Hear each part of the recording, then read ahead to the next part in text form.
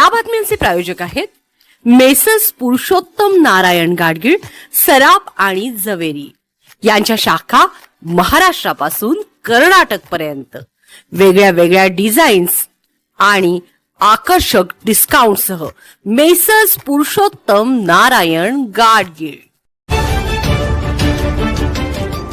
ताज्या बातम्यांसाठी पाहत रहा तिचा सागर न्यूज। गिरीश महाजनांची कोंडी करणारी महिला खरंच बिग बॉस मधील पूजा मिश्रा, अखेर सत्य आलं समोर।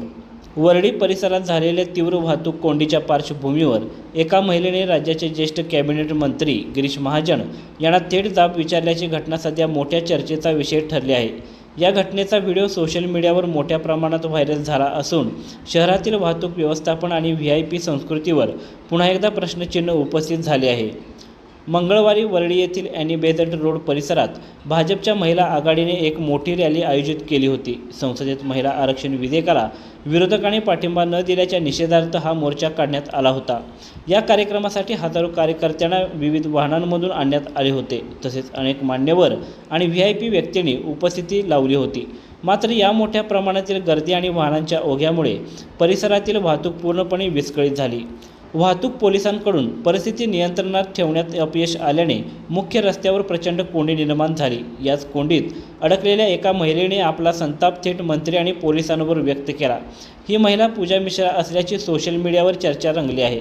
मात्र फ्री प्रेस जर्नलने या महिलेच्या मर्सिडीज गाडीच्या नोंदणी क्रमांकावरून त्यांचं नाव शोधलं आहे।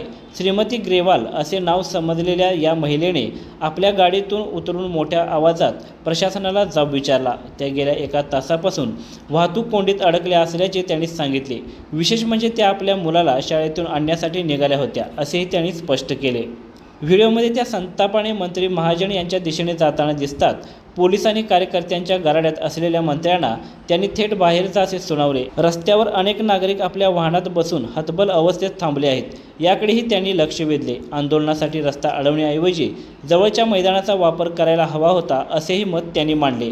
या घटनेमुळे मुंबईकरांच्या मनात साचलेला संताप उघडपणे समोर आला आहे। अनेक वर्षांपासून व्हीआयपी हालचालींमुळे सामान्य नागरिकांना भोगावा लागणारा त्रास हा कायमच चर्चेचा विषय राहिला आहे। नेत्यांच्या ताफ्यांना मार्ग मोकळा करून देण्यासाठी अनेकदा वाहतूक रोखली जाते, ज्यामुळे नागरिकांना मोठ्या गैरसोयीचा सामना करावा लागतो।